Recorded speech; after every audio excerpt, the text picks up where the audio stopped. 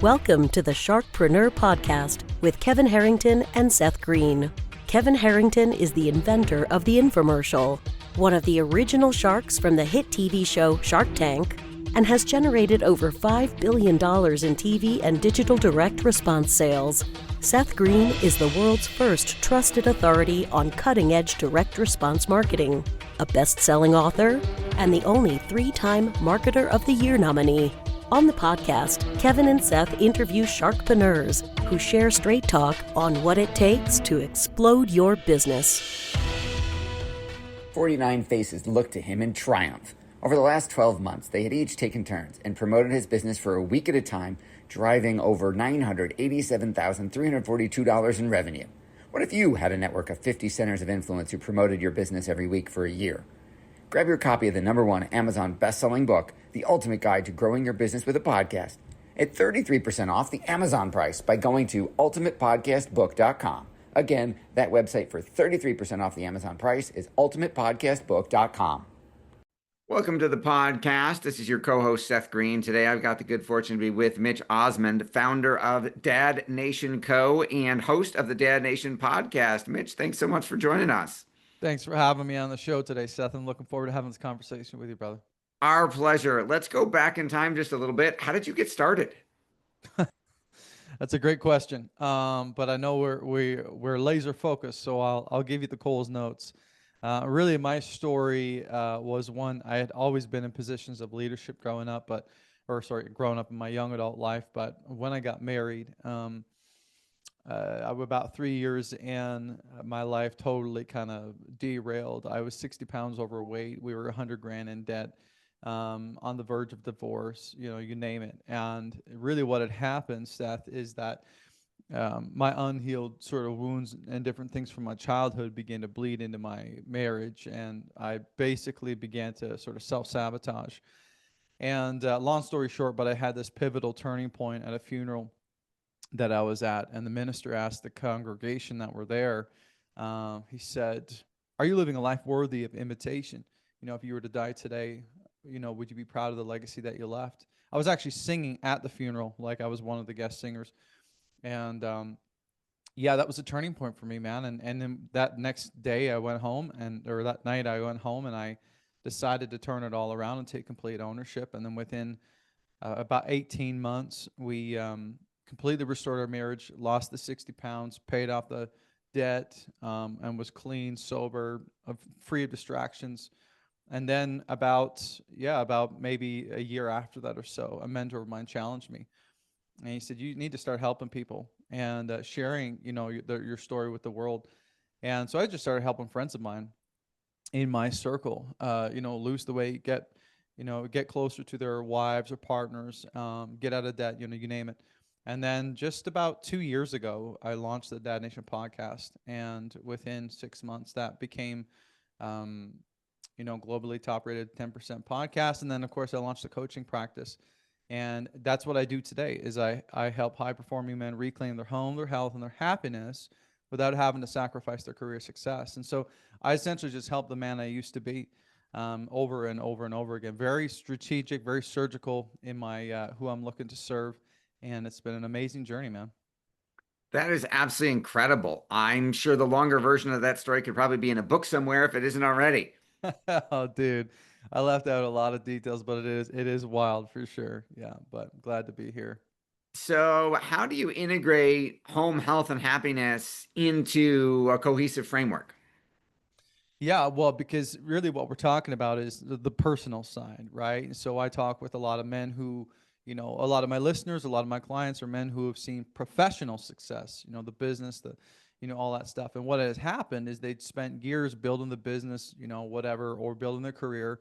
And they kind of wake up 5 years, 10 years later, and they've gained 50 pounds, or maybe they realize they don't know their kids, or their wife served them divorce papers, or a bad health diagnosis, you name it. And so those 3 areas, in my experience, are the 3 areas that if we can get locked in. When I say home, health, happiness, I mean your key relationships, right? And your health, which is obviously your fitness, and then your mindset being all around, not just your emotions, but then also productivity and all those kind of things. And then eliminating self-limiting beliefs, the imposter syndrome, all that stuff. But in my experience, those three things, when really dialed in, can actually take you to even more enormous heights professionally, right? Because we begin to break through things, because we're showing up at work far more powerful, far more present, far more focused, far more strategic.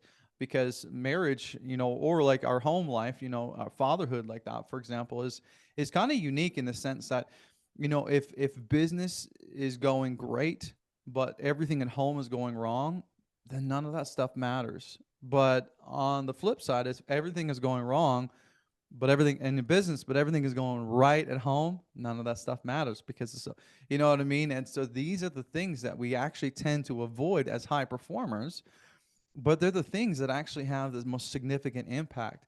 And so what do? Is we just essentially go through an entire audit of the personal side. How's your relationship with your partner? How are you showing up, with your kids? What does it look like to get your health back, and all the way from like get healthy to your dream physique, you name it. And then, we really dig a lot into the limiting self-beliefs, healing from the past, because like I told you, again, that I was on a journey. I was raised in a home that was marked with abuse, alcoholism, drugs, crime, all those things. And so I began to sabotage my life. And so we really kind of do the deep work. And for example, a lot of my clients, we start with the eulogy exercise, right? Because I believe it's important to begin with the end in mind. Stephen Covey in his 7 Habits of Highly Effective People, chapter 2, begin with the end in mind. Napoleon Hill talked about this all the time. Begin at the end with the end in mind. My funeral moment was literally me beginning with the end in mind. And so that's where we kind of start with the clients. It's just saying, if you were to die today, and it sounds crazy and a little bit morbid, but it's incredibly visceral. If you were to die today, I want you to picture your wife standing over your casket. What would she say about the man, husband, father you were today, right? Now we're going to go right a 2.0 version. If you were 100% the man that you were called to be for your kids, for your wife, what would they say about you then? And now we're going to draw that contrast, Seth, because that is where the tension lies in who we are living currently, the life that we're living, and then who we could be, or the man that we could be, or the, whatever, the CEO, the husband, the father. And in that gap lies our frustration. That's the stuff that keeps us up at night. You know what I mean? Does that make sense? It makes total sense and absolutely beautifully put. Your podcast, as you mentioned, sits in the top 10%, reaches reaches tens of thousands, if not hundreds of thousands a month. What did you discover about yourself through building that?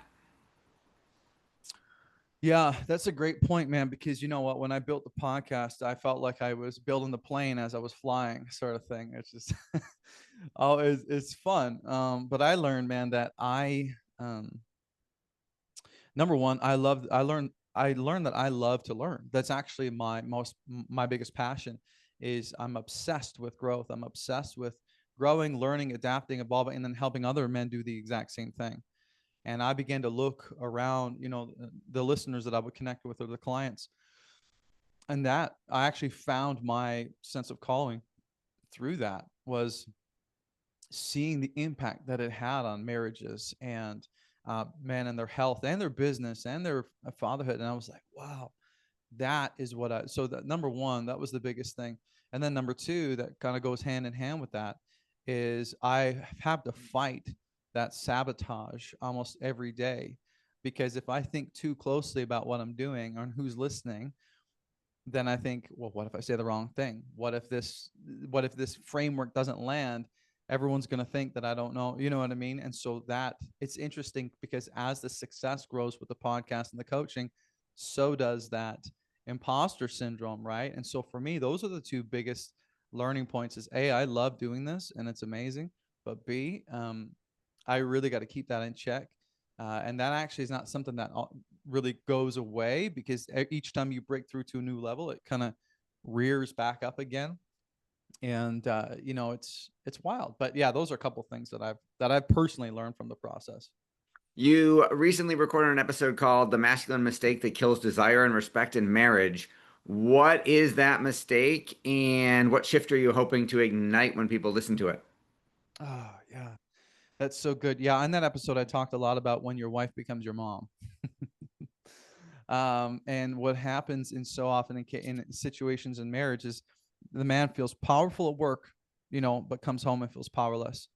Because what happens is they get paid to make decisions, they get paid to provide solutions, to strategize, and they keep coming home and they kind of keep shoving strategies down their wife's throat or their children's throat, because that's what they're paid to do. And that's as men, that's what we love to do. That's how we're wired. And I break down the masculine essence. And what happens though is that doesn't work. And then our wives begin to they lose, like, so for example, they don't necessarily feel emotionally safe around us because we're not necessarily empathizing and listening and being there with them. And so they lose respect for us, which is one of us as men's biggest needs, is to feel respected and to feel competent.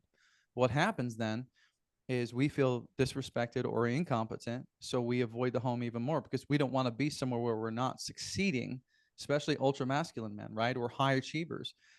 And then a wife's, three biggest needs are to feel seen, heard, and safe. And so what happens is we're not showing up in the same way. So because we're not feeling that respect or competency, then we stop loving her, we stop seeing her, we stop hearing her, which then causes more disrespect. And so what happens is she ends up kind of treating you like a child because that's how she feels like you are, because you're a dependent, right? And then what happens is the husband just retreats to work because that's where he's successful. And this is what we call the crazy cycle. But what happens is the woman steps into, or the wife steps into that masculine role of where the father should be or where the husband should be. And then that polarity, the masculine feminine essence in the relationship, gets switched. And then what happens is when respect dies in marriage, attraction usually follows right behind. And then so we spiral apart. So when we talk about the masculine error, that's in a very, very high level. That's kind of what I'm talking about. Amen to that. Makes total sense. You've achieved so much success and helped your audience do the same. What's your biggest challenge now? I would say scaling. Just I started out with the podcast, which is great, and then I went to one-to-one coaching, and I quickly realized one-to-one, I need to go one to many, because if I could get 10 men getting transformations instead of if I could spend 1 hour with 10 men versus one, then that makes a lot more sense. But now it's all kind of taken off so fast. Like I said, this has all been a year and a half, and it's amazing, but I'm incredibly hands-on and I'm incredibly tactical. And so the advisor or the coach heart of mine is really caring, and I want to be invested in the details, and I want to walk with men hand in hand kind of thing. But it's scaling to increase the impact while still maintaining that quality of advising and coaching and all that kind of stuff has been the sweet spot I'm really trying to find right now personally. That makes a lot of sense. Your passion is obvious. What do you like best about what you're doing? For me, that funeral moment I had when he had asked, "Are you living a life worthy of imitation?" I think that, would you be proud of the legacy that they left? I think whoever answers that question is going to answer it differently. When I went home, I still didn't know the answer to that. But when I transformed my life, and the first client I helped, he was an alcoholic, he was pre-diabetic, his wife was, he found out that she had some runaway money saved up and she was taking the girls and she was moving out, and he called me in tears. I helped him completely. He lost 60 pounds, became sober, still sober, got his wife back, all those things. His life was radically transformed. And I got a taste of what it looks like to help transform the lives of others. And so for me to answer that question, are you living a life worthy of imitation? For me, if at the end of my life, beginning with the end in mind, because there's 100% chance you will take a last breath, right? And when you do, what do you want to be thinking about? And I had this conversation with my wife just a couple of weeks ago.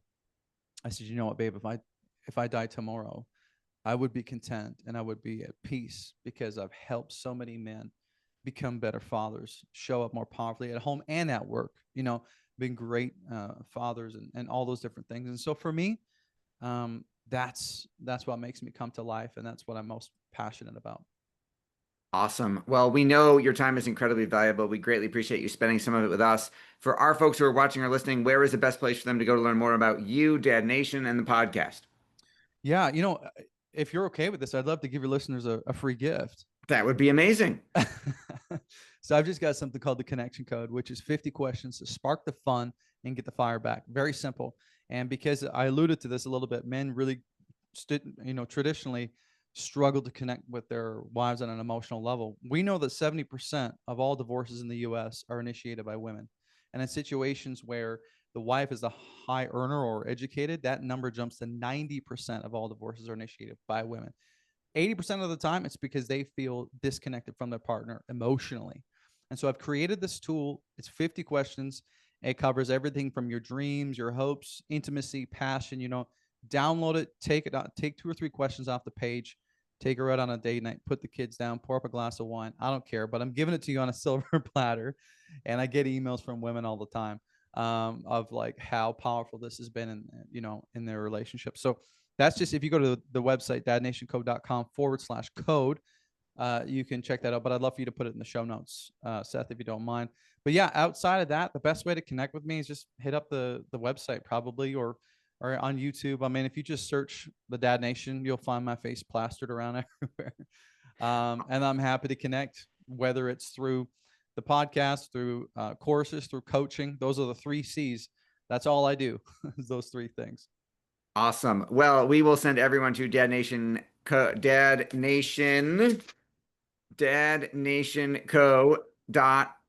/code. And we will tell everybody, thank you so much for watching or listening. We appreciate your time, and we will talk to you or see you next time. Why do so many businesses struggle while others seem to explode overnight? Do you wish you had the secret to this type of exponential growth? Now, I've scaled more than 20 businesses to over $100 million, and it's not just luck. In my new book with Mark Tim, Mentor to Millions, you'll learn the repeatable framework I use in all my business ventures for massive success. Order at kevinmentor.com and get over $1,000 in bonuses. Head to kevinmentor.com.